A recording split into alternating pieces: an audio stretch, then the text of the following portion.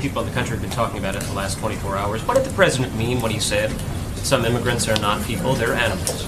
The president was very clearly referring to it doesn't go far enough, and I think that the president should continue to use his platform and everything he can do under the law to stop these types of horrible, horrible, disgusting people.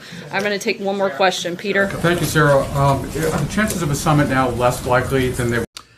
At the White House today, Trump did several things that unfortunately we've gotten used to, but we shouldn't. Trump said about undocumented immigrants, these aren't people, they're animals. It's like, I think the fourth time he's called immigrants animals. He is not just talking about the criminals. Now he's just talking about undocumented immigrants that ICE is starting to round up. They're not just rounding up people with criminal history.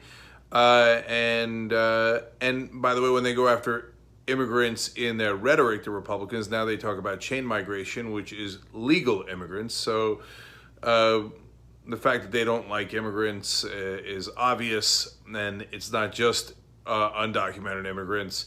In this case, those are the people that he's referring to as animals. This is fascism. This is what they do. They dehumanize people. They demonize people.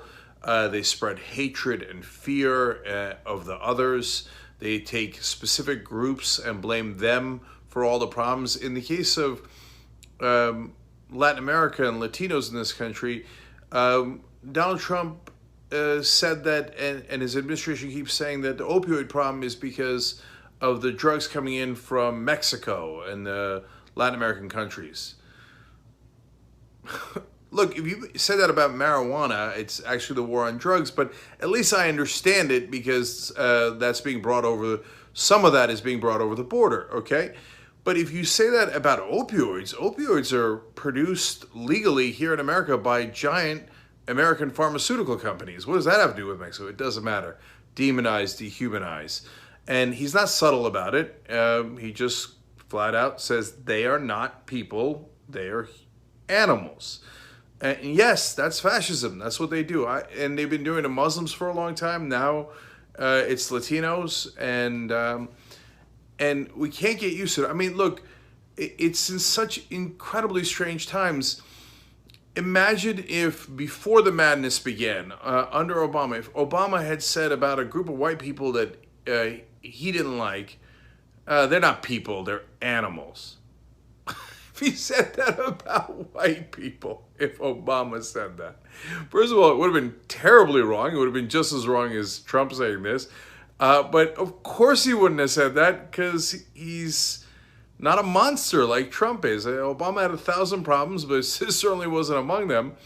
And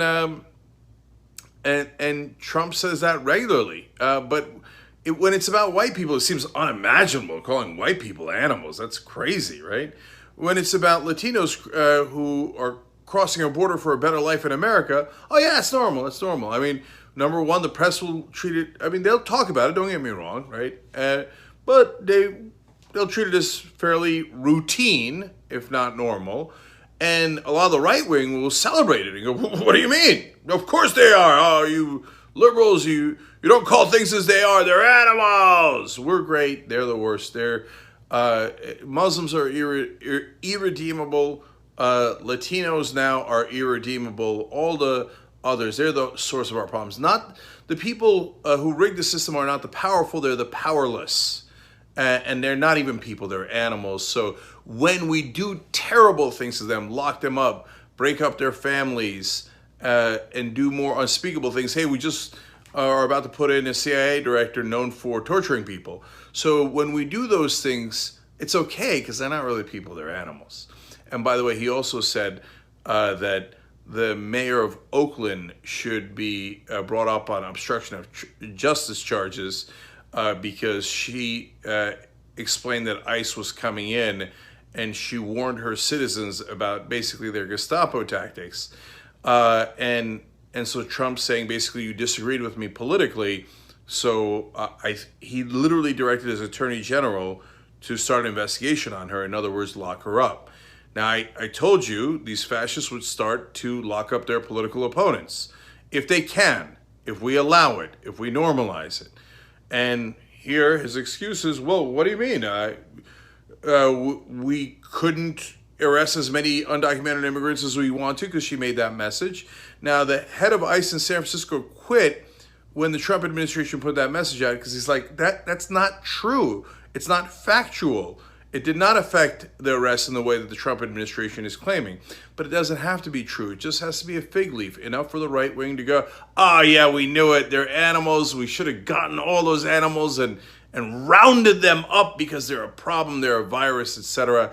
This is exactly the type of language that monsters have used throughout history, whether it was the Nazis, it was the colonialists, the conquistadors, they're savages, etc. And the list goes on.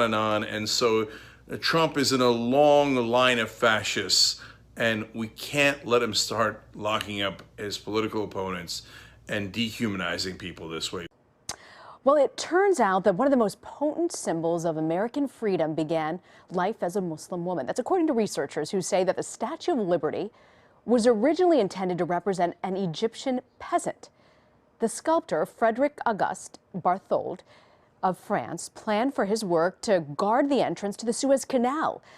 But when he was unable to sell his idea to Egypt, Bartholdi journeyed to America with his drawings of a Muslim woman in Arab peasant garb and transformed her into a Roman goddess of liberty.